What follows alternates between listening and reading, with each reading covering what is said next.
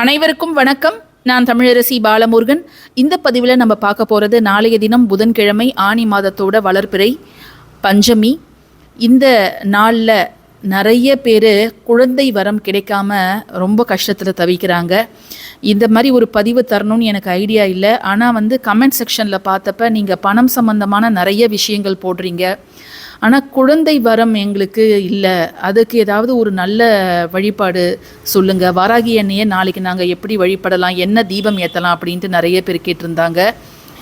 ரொம்ப ரொம்ப அற்புதமான வாய்ப்பு நாளைய தினம் நமக்கு கிடைச்சிருக்கிறது. ஏன்னா ஒரு நல்ல விஷயத்துக்காக ஒரு வழிபாடு செய்கிறோம். அதிலும் இந்த மாதிரி குழந்தை வரம் வேண்டும் அப்படிங்கிறவங்க வளர்பிறையில் தான் அதை ஆரம்பிப்பது அப்படிங்கிறது நல்லது. வளர்பிறையில் அதை ஆரம்பிச்சுட்டு அடுத்து வரக்கூடிய தேய்பிறையில் நம்ம அதை தொடர்ந்து செய்யலாம். ஆனால் முதல் முறை நம்ம ஆரம்பிக்கும் போது ஒரு குழந்தை கருவில் வளரணும் அப்படின்னா அதை வளர்பிறை திதியில் பஞ்சமி திதியில் தான் நம்ம ஆரம்பிக்கணும். அதே மாதிரி தான் நம்ம முருகருக்கு வேண்டி ஷஷ்டி திதியில் பாலாடை தீபம் ஒன்று நான் ஏற்ற சொல்லியிருந்தேன். அதுவும் ஃபஸ்ட் டைம் ஆரம்பிக்கிறவங்க வளர்பிறை ஷஷ்டியில் தான் அதை ஆரம்பிக்கணும். எக்காரணத்தை கொண்டும் நீங்கள் தேய்பிறையில் போய் குழந்தை வரத்துக்காக நீங்கள் ஒரு வழிபாடாக முதலாக தொடங்குவது அப்படிங்கிறது மிகப்பெரிய தவறு. அதை யாரும் செய்யாதீங்க. உங்கள் தெரிஞ்சவங்க அதை மாதிரி உங்ககிட்ட கேட்டாலும் சொல்லுங்கள். ஒரு தடவை நம்ம வளர்பிறையில் ஆரம்பிச்சுட்டு அதுக்கப்புறம் நம்ம தேய்பிறை வளர்பிறை அப்படின்னு நம்ம தொடர்ந்து செஞ்சுக்கலாம். சரிங்களா? இப்போ நாளைக்கு நம்ம என்ன செய்யணும் அப்படின்னு கேட்டிங்கன்னா, நாளைக்கு பஞ்சமிக்கு நிறைய தீப வழிபாடுகள் இருக்குதுங்க. தேங்காய் தீபத்தில் தொடங்கி நவதானிய தீபம், அதுக்கப்புறம் ஐஸ்வர்ய தீபம், மருதாணி இலை தீபம் அப்படின்ட்டு நிறைய தீப வழிபாடுகள் நம்மளுடைய வாராகிக்கு இருக்குது. நீங்கள் எந்த தீப வழிபாடு செய்தாலும் சரி, நீங்கள் அதோட வைக்க வேண்டிய ஒரு மிக முக்கியமான பொருள் என்ன அப்படிங்கிறத இப்போ நம்ம பார்க்கலாம். உங்களுக்கு இதற்கு தேவை என்ன அப்படின்னு பார்த்தீங்கன்னா, பாலாடை தான் இதற்கும் தேவை. ஆனால் நம்ம பாலாடையில் தீபம் ஏற்ற போகிறது கிடையாது. பாலாடையில் காய்ச்சி ஆற வைத்த பால் நம்ம அதில் வைக்க போகிறோம். வச்சு அதை வாராகி எண்ணெய் முன்பு வைத்து கணவனும் மனைவியும் இருவரும் சேர்ந்து வாராகி எண்ணெய்கிட்ட மனப்பூர்வமாக உங்களுடைய குறைகளை எல்லாம் சொல்லுங்கள். இந்த குழந்தை இல்லாத ஒரு காரணத்துக்காக என்னென்ன கஷ்டங்களை தினந்தோறும் நாங்கள் வாழ்க்கையில் அனுபவிச்சுக்கிட்டு வரோம். எவ்வளவுதான் நம்மளுக்கு சொத்து சுகங்கள் இருந்தாலும் ஒரு குழந்தை செல்வம் இல்லை அப்படின்னா அது எவ்வளோ பெரிய கொடுமை அப்படிங்கிறத அதை அனுபவிக்கிறவங்க கிட்ட போய் கேட்டால் தான் தெரியும். எந்த ஒரு விசேஷத்துக்கும் போகிறதுக்கு அவங்க பயப்படுவாங்க.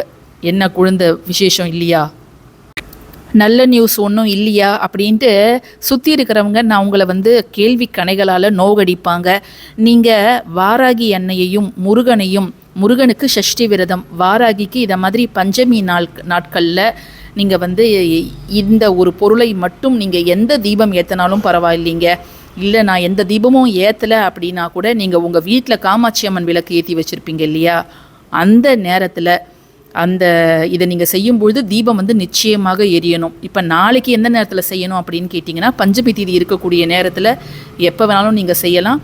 நாளை காலை, அதாவது புதன்கிழமை காலை 7:52 ஆரம்பிக்கக்கூடிய திதி வியாழக்கிழமை காலை 10 மணி வரைக்கும் இந்த பஞ்சமி திதியானது நீடிக்கிறது. அதனால் உங்கள் வீட்டுக்காரர் எப்போ இருக்கிறாங்களோ கணவன் மனைவி இருவருமே நாளை தலை குளிச்சுட்டு இருவரும் ஒன்றாக அமர்ந்து தீபத்துக்கு முன்பு அமர்ந்து வாராகி எண்ணெய்கிட்ட மனதார கேளுங்க, எனக்கு அடுத்த 10 மாதத்தில் குழந்தை வரம் வேண்டும் அப்படின்றத கேளுங்க. நீங்கள் வைக்க வேண்டிய முக்கியமான ஒரு பொருள் என்ன அப்படின்னு பார்த்தீங்கன்னா, பாலாடையில் காய்ச்சன பால், அதில் நீங்கள் நாட்டு சர்க்கரையோ அது கருப்பட்டியோ என்ன வேணாலும் நீங்கள் சேர்த்துக்கலாம். சேர்த்து நீங்கள் அந்த பாலாடையில் எவ்வளோ பால் பிடிக்குமோ அந்த அளவு மட்டும் பாலை மட்டும் நீங்கள் வாராகி கிட்ட வைங்க. இது வாராகி அம்மனை நோக்கி இருக்க வேண்டும். பாலாடையோட நுனிப்பகுதி வாராகி அம்மனை நோக்கி இருக்க வேண்டும். வாராகி அம்மன் படம் சிலை இல்லைன்னா அந்த தீபத்தை நோக்கி இந்த பாலானது இருக்க வேண்டும். அதை மட்டும் பார்த்துக்கோங்க. வேண்டிக்கிட்டதுக்கப்புறம் இந்த பாலை என்ன செய்யணும் அப்படின்னு கேட்டிங்கன்னா, உங்கள் வீட்டுக்கு அருகில் இருக்கக்கூடிய சின்ன பசங்களுக்கு இதை நீங்கள் தரலாம், தவறு கிடையாது.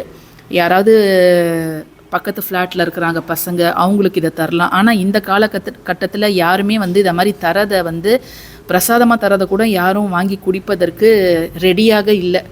அப்படிங்கிற பட்சத்தில் கணவன் மனைவி இருவருமே அந்த பாலை அருகலாம். முதல் ப்ரிஃபரன்ஸ் குழந்தைகளுக்கு தான் தரணும். நடக்கிற ஸ்டேஜில் இருக்கக்கூடிய குழந்தைகளுக்கு இதை தரலாம். அப்படி இல்லைன்னா கணவன் மனைவி இருவரும் சேர்ந்து அதை பருகிக்கலாம். இதை அவசியம் நாளைக்கு செஞ்சு பாருங்கள். பதிவு பிடிச்சிருந்ததுன்னா கட்டாயமாக லைக் பண்ணுங்கள், ஷேர் பண்ணுங்கள், நம்ம சேனலுக்கு சப்ஸ்கிரைப் பண்ணுங்கள். நாளைக்கு குழந்தை வரத்துக்காக ஏங்குறவங்க நிச்சயமாக இதை செய்யுங்க. கணவன் மனைவி சமேதராக தான் இதை செய்யணும். அதை மாதிரி பாலாடையில் காய்ச்சின பால், அதில் நாட்டு சர்க்கரையோ அல்லது கருப்பட்டி வெல்லம் அதை மாதிரி சேர்த்து நீங்கள் வைக்கணும். அருகில் இருக்கக்கூடிய குழந்தைகளுக்கு தரலாம் அல்லது நீங்கள் அதை பருகலாம். தேங்க்யூ ஃபார் வாட்சிங் திஸ் வீடியோ. நன்றி.